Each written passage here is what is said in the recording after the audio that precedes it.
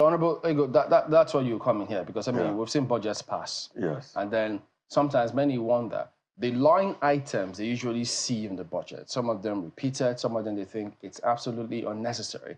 Hence the question, have budgets actually succeeded in staving off matters such as these ones that are being talked about now ahead of the protest? I mean, reasons why they want to protest. Yeah, let me say that in the past, a lot of budgets have not really been able to solve the problem they intended to solve. Otherwise, we don't have bad rules, we don't have people suffering and that kind of thing. But what I've been impressed with about this particular one is the speed with which Mr. President has acted. Mr. President has passed... The speed with which it was passed? Yes.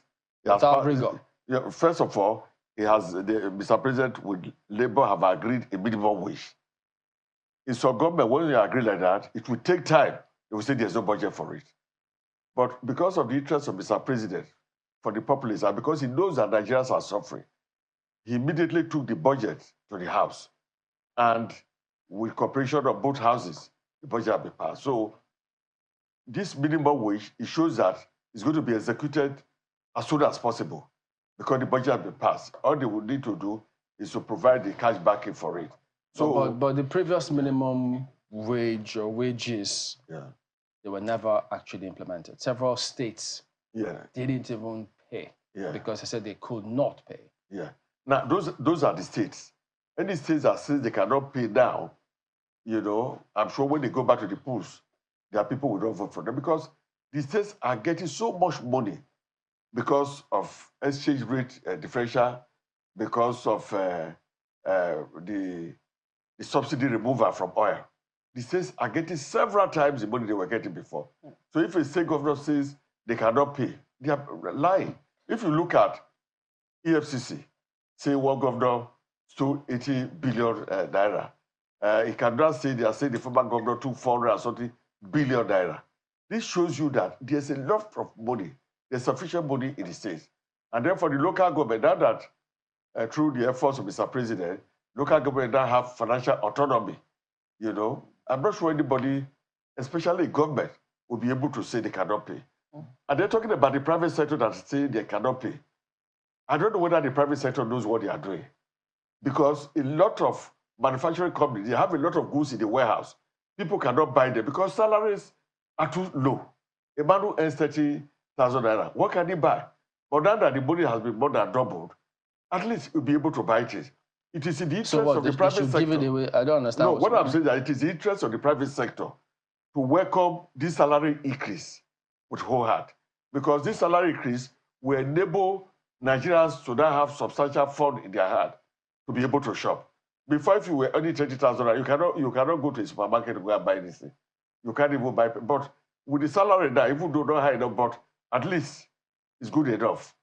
What I'm trying to say is that the private sector should not be an opposition to this salary increase. The government should not be an opposition to the salary increase. And Mr. President has approved. And let me say one thing, that Mr. President quickly took this budget, you know, supplementary budget, to enable them to pay the salary.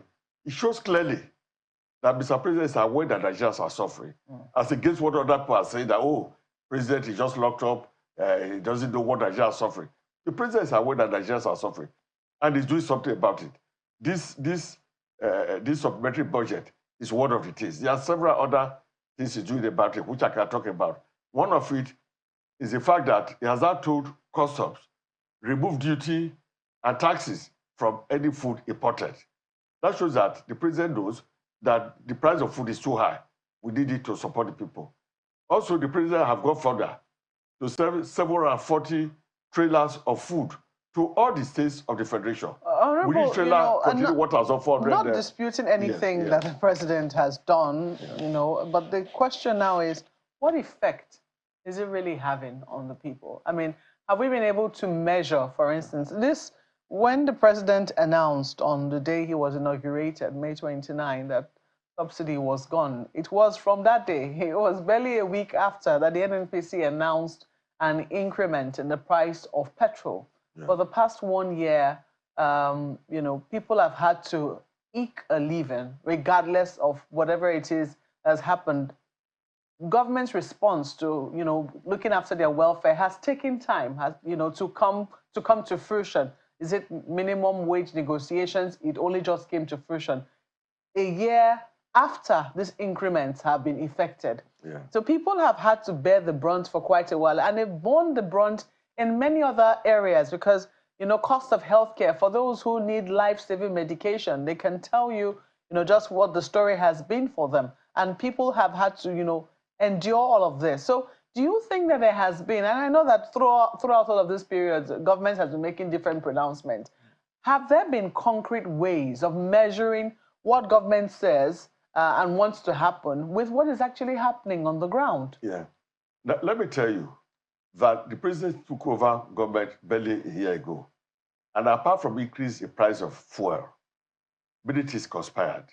The harvest this year from tomato planting, tomato, pepper was very bad. One, because of the weather, and then secondly, because of bandits that have taken over where farmers used to work, used to farm. Some of them were not things that the government foresaw when they were coming in. But now that has come to light, the president is taking plans, is addressing it. He has said in one forum that the buck stops on his table, and he knows that it's responsibility. But let me say further that the production of food is not just a problem of Mr. President. We have 36 states in the Federation plus Abuja, which is 37. Every state has a Ministry of Agriculture. Every state is getting bumper money. They also need to encourage their people to go into farming. I can tell you for free that a lot of states, they don't even do bush clearing for their people. They don't buy tractor, like Niger State government have bought a lot of tractors, clearing the bush and telling farmers. Do members do the same thing for their constituencies? Well, if not, if they have... Honorable, I know you want to talk about, okay, you want to quickly say something. Yeah, there was something I was trying to say, that it is the responsibility of every state governor to ensure that their people get involved in agricultural production. When we had regions, every region had their product. Southwest had cocoa, they don't have groundnut, and the Southeast had oil, Delta had, Bende had rubber, Governments were proactive. They were providing things for the people. Before, in the Southwest, everywhere, we used to farm tomato, pepper, and everything. But now everybody waits for tomato to come from the north. Now that bandits are disturbing the idea, and able to arrive. So what I'm saying is that every governor needs to sit right and ensure that there's bumper harvest in this area. Even the local government that have now got financial autonomy, every local government chairman must ensure that farmers in the area also help to farm. So what I'm saying is that this problem just came up. It has not been there before. It is during Tinubu's government that this problem of food shortage came up. And the president is tackling it.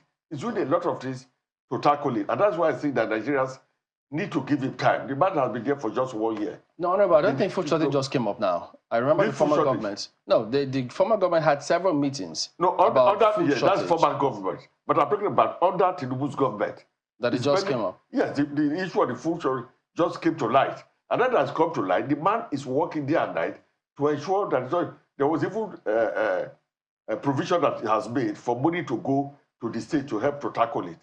So every state government should take it because the major duty of government is to ensure security and welfare of the people. Well, you've said that. So every state government and the local government should also join hands with Mr. President. Instead of everybody saying, he's a president, food is short. No, it's not only the duty of the president. But I'm sure that with what Mr. President is doing now, in 18 months' time, this issue of food shortage or the high prices will be a matter of the past. That's why we are saying, let's be patient. 18-month things you did say was that the governors are getting a lot of money. I don't know if you're aware that the governors have gone to court, to also challenge what is happening with the FAC account. They allege that not all of the monies that accrue to the Federation account are being shared with the governors and local governments as stipulated by the Constitution. Are you aware of that suit? Well, I'm not aware they went to court, but if they did, it would be unfortunate because I know that all of them sit, all the account generals of all the states, they sit with the account general of the Federation, the sharing of this money. So if somebody was not given to them, of course, they should mention it here. But let them not use that as a protest, as a pretext, not to pay the minimum wage. Because Mr. President has a expectation to agree the minimum wage, has made a budget for it, and I think that every government should pay it. I don't want a situation where they will come and say, oh, the whole money effect did not come to us. Let them tell us. Some governors who used to get about 3 billion monthly before, they now get about 12 billion. Some who get 12 billion, I get it 30-something, 20-something billion. It's an enormous amount of money that is going to the state. Right. So they going to court to say, oh, they are not getting all the money. I think those are issues they can settle with the presidency. Well, many are still talking about the protests that occurred in 2012 when the ACN was kicking against the subsidy removal. And now the subsidy removal appears to be at the center of all of this price hike across board. Many just think that, look, that's the way they play politics in this country. So the government shouldn't be, well, maybe apprehensive about some of these protests. What they should focus on is also ensure that those who are threatening violence here and there should be reined in or cautioned. But my colleague has more questions for you on this one. Ayo. I just want to stick with the issue raised about the governors. Honorable Ego, you're the one that was talking about it, and I'm really glad that you did, because I'm just wondering whether, first of all, whether the members of the National Assembly have the ears of their governor to take the issues at the National Assembly to them. I'm not sure, but you may educate me as a politician. A good number of people who go into the National Assembly to represent their states usually have one way or the other some backing from their governors. So if that is the case, or if that be the case, and the governors are there in the states, the legislators are there in the two chambers of the National Assembly, do you think the governors listen to the legislators to know how the federal government, which they are part of, is feeling about what's happening in the states? Yeah, let me say that most legislators are very close to their governors. In fact, in most of the states, it's the governors that support and picks the legislators. While in some other states, there's tough primary to get there. But it's difficult for a legislator not to be close to the governor, because issues that affect his government, it must bring them to the National Assembly and vice versa. But what I'm saying is that the governors have a lot of areas to ventilate whatever grievances they have. They can be the presidency, they have... Second, Honorable, I'm not even as concerned, my apologies, I'm not even as concerned about their grievances or grouses, as opposed to the developmental initiatives that people expect of them. You spoke about their responsibility in the space of agriculture. That is it. Now, we talked about Benue State. I mean, look at the number plates of some of these states. Benue State, for instance, is, called the food basket of the nation. That's, for me, is very, very instructive. And I'm wondering whether or not Benue State is still as food basket as it was in time past. There are those who would also point to Niger State for one product or the other, and a good number of states all over the nation having one specialty or the other. So if we had all these things, and the federal government is still talking about preparing or setting some money aside for agriculture, what do you think is happening right here? That's the reason a good number of people will wonder, hey, what's the federal government got to do with agriculture in the states, when the states are the ones that have authority over their land and they can talk to their farmers? That is it. What do you think is happening here? That is it. Yes. That's what I'm saying. That a lot of the state governments have failed in their responsibility to their people on the issue of agriculture. You'll be surprised that if you stay in the southwest, southeast, the south, they are waiting for food to come from the north or across the border. Meanwhile, all this is tomato, pepper. With the support of the state, this can be planted very easily.